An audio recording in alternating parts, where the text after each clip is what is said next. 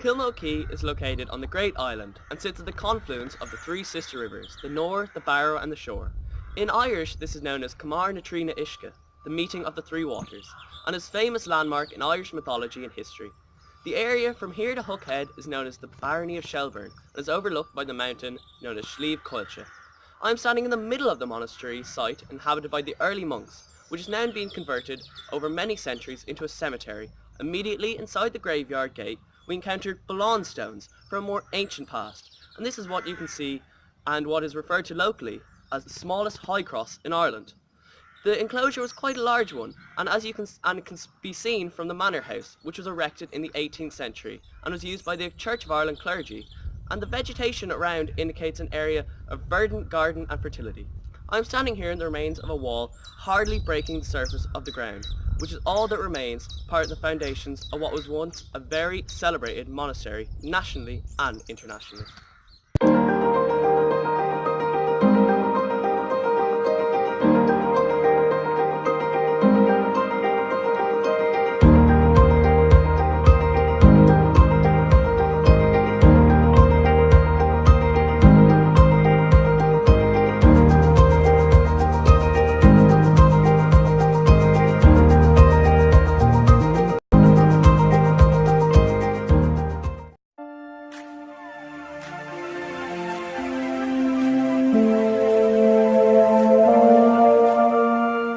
The monastic settlement reached its high point in the 7th century, having been established sometime in the region of the 4th century.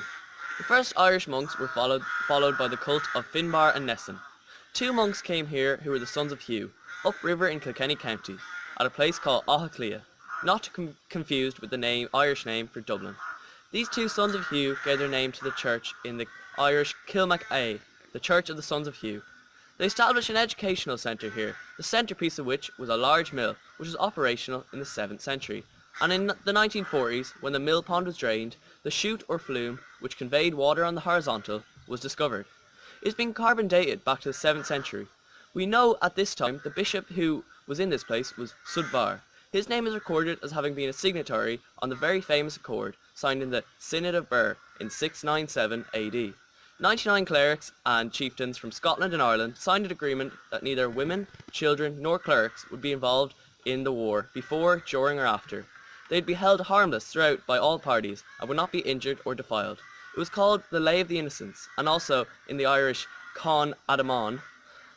The mill was established during these medieval times, and it attracted large business and was the equivalent of a major factory in modern times, because it was located near the haven of the island, and the entire area enjoyed a lot of comings and goings between farmers, sailors, monks and priests.